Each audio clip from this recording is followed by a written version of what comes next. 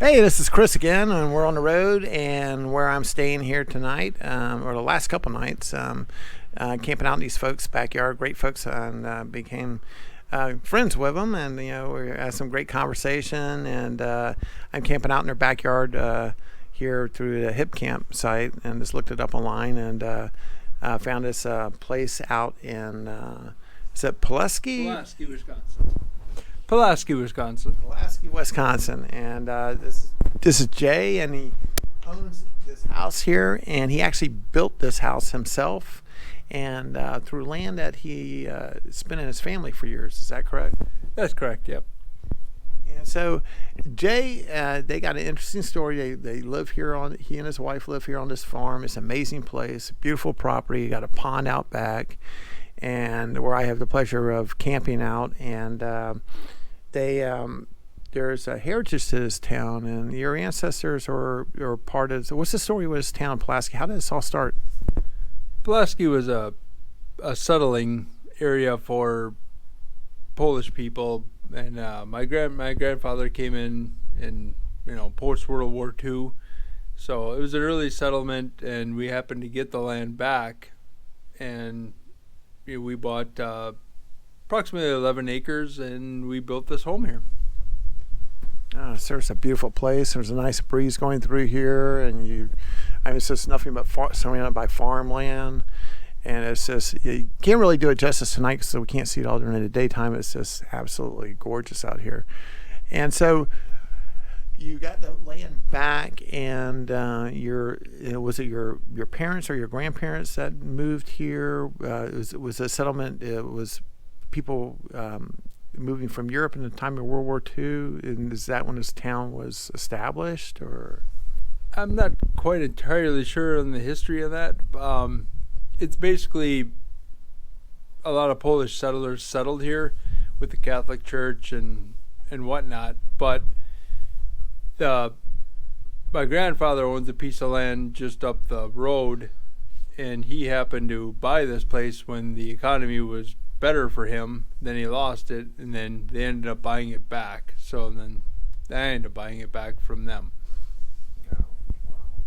And so you built this house yourself. How did you, where did you learn how to do build houses and construction and all that good stuff? My family's been in construction for years. My dad got out of the Vietnam War and started working for Czech Construction, which was his sister's husband, and he ended up acquiring the business. I just wanted nothing to do with it, but growing up with it, you learn it, and quite frankly, the blueprints that I have for this house were drawn on a bar napkin. Really? How'd that come about?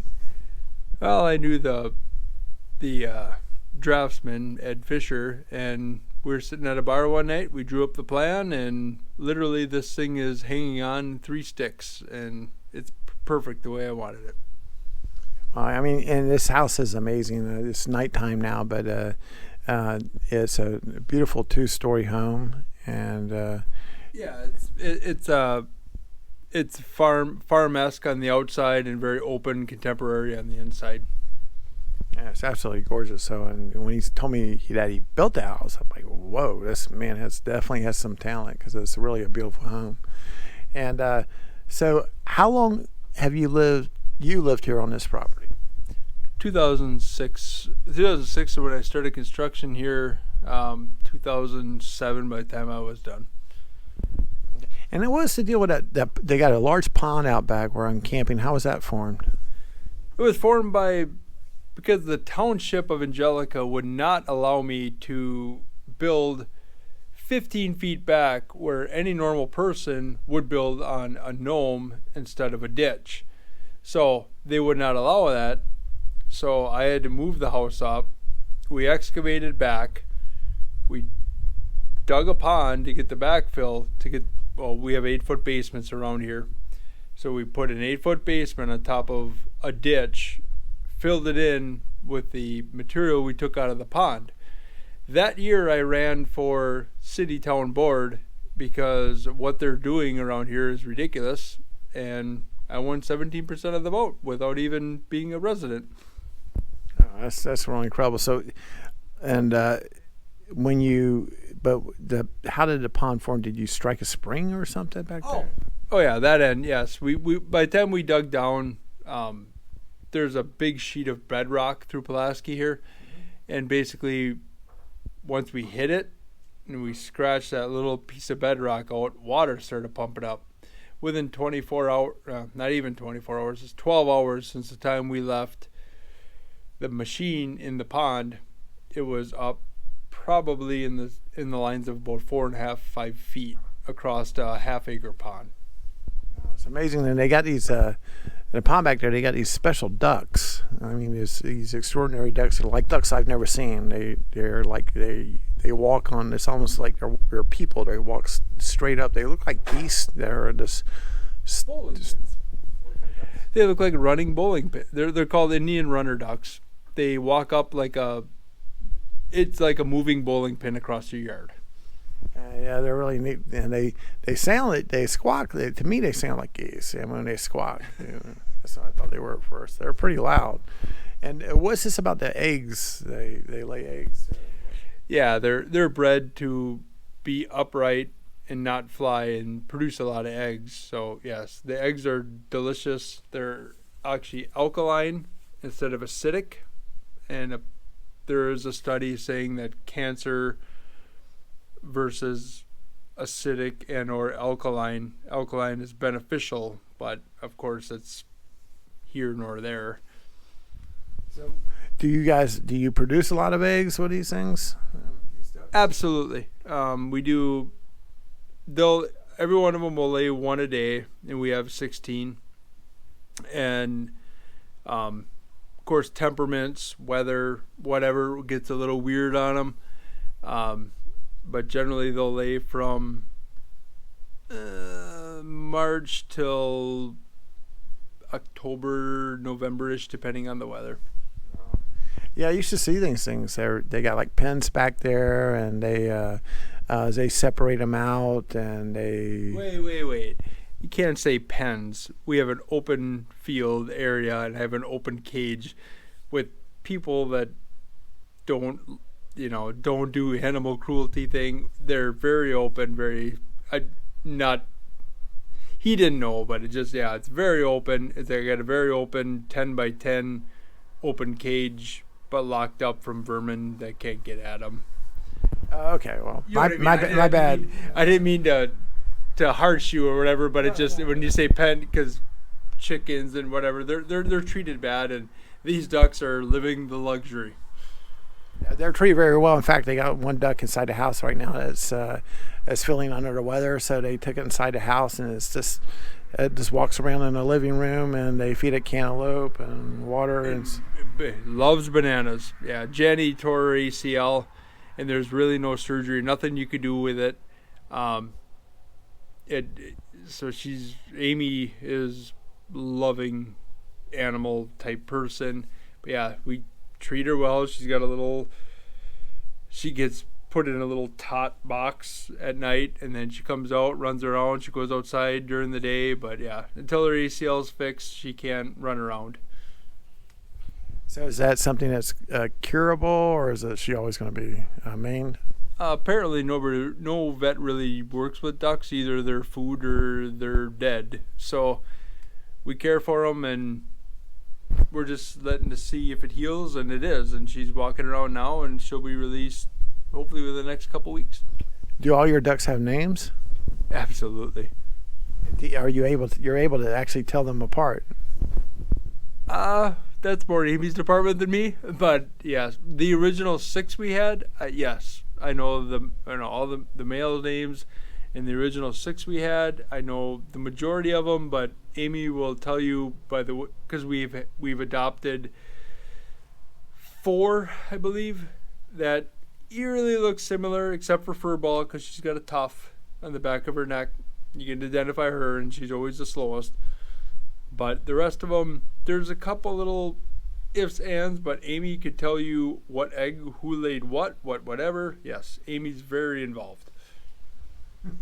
So the what is it you do for a living now? I mean, what is your job? What is your occupation here in town? Excavation, sewer, and water. What is it? What is it you excavate out here? Yep.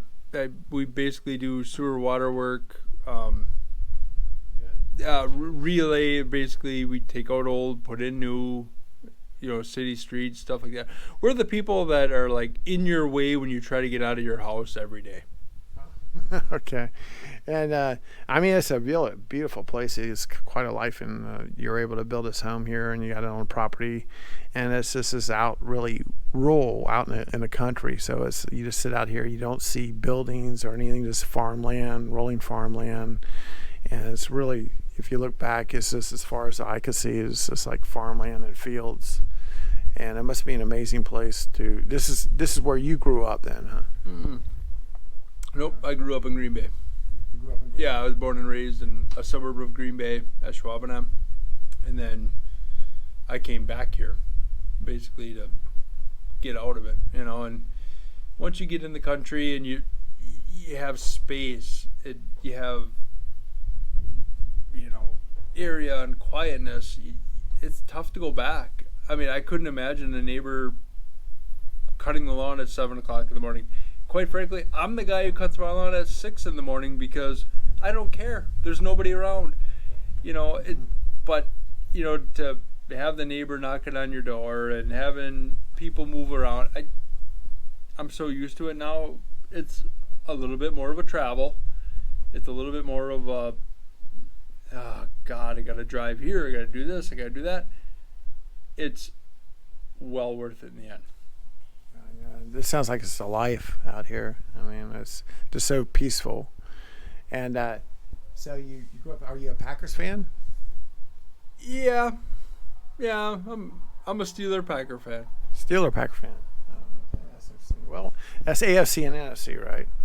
Correct. So not too much of a conflict going on. Until that Super Bowl, and I just sat back and enjoyed every minute of it. Yeah. So. But it's Green Bay is just a really nice town, and we went down today, and I saw the big tall ship today, and they got a lot of heritage here, and a lot of neat things going on in Green Bay, and but in this country area out here is just remarkable. I envy you. I mean, I wish I had this is just a great life you have, and you know what? You earned it. You built this house yourself. It's gonna feel really good knowing that you're living in a house that you built with your own hands. Does that feel good? No, it feels great until every mortgage payment comes in, of course. And then the tax payments. But no, it is rewarding. I've had friends help me, Travis, Bernie, Chemmy, Mike Barlow. I mean, Dale, everybody. I mean, people just came out of the woodwork. Just you never quite ask, but that's the hospitality around here. I met one of my best friends just on spite that he happened to be driving by, and he helped me. And it's the hospitality here that makes it Wisconsin. I mean, yeah, we're not California, we're not New York, we don't have the blitz, we don't have the blah blah blah, and when weather hits, nobody cares about here. But quite frankly, I'd be here more than anywhere else. So it is what it is. I mean, yeah, I'm a little homespun, I get it, but who cares if New York gets 2 inches of snow? We get a foot of snow and nobody cares. You don't see it on the news. Who cares? So New York, go screw yourself. California, who cares? We're here in Wisconsin, and we're here in Iowa, and we're, we all help each other, and we're making it great, and it's cool. Yeah, well, that sounds just like heaven to me, and and these have been great hosts for camping. I mean, it's like been hanging out, talking to these guys. I mean, maybe too long, keeping them up too late when they got to work, and we've had that. Well, we've had a good time, and I appreciate being here, and it's just so nice being on the road. One thing about being on the road is I get to meet great folks like Jay here, and I'm sorry, your wife's name again? Amy. Okay. I got a name block thing, so I'll remember every detail about somebody they've ever told me, but the names, it takes me a while. I have to say it at least 5 times. But Amy and Jay here, I mean, have been just great, and we've been hanging out and talking and getting to know them, and that's just, for me, that's a great thing about being on the road and just meeting people from all over. And you really get a flavor of the area when you talk to people who are from there, and you get their heart and soul. And it's so it's really just a neat thing. You just really get an insight to an area. Mm-hmm. And that's what we were talking about last night, insight to different areas. So I get the backdrop to what really goes on, and by talking to great folks like Jay and Amy. Yep. All right. Well, so great to meet you, Jay. Hey, no, it was awesome. And be careful. This guy keeps you up a little bit later than he should. I could talk a bit about this, but I seized. Awesome. I seized the moment because I know I'm not going to have another opportunity like this. No, it's been really fun, and I couldn't appreciate it any more than I have. Really. Yeah, this has been a great experience, just being here. This like, to me, is just like a highlight of the trip, and it makes the whole thing worthwhile meeting these folks. I certainly appreciate you guys, and this is over and out here until wherever we are next time. But Jay and Amy here in Pulaski, Wisconsin. Okay, I got Pulaski, Wisconsin. A lot of heritage, a lot of family, and it's a lot of heart and soul in this community. That'll be it. Good night, folks. Thank you.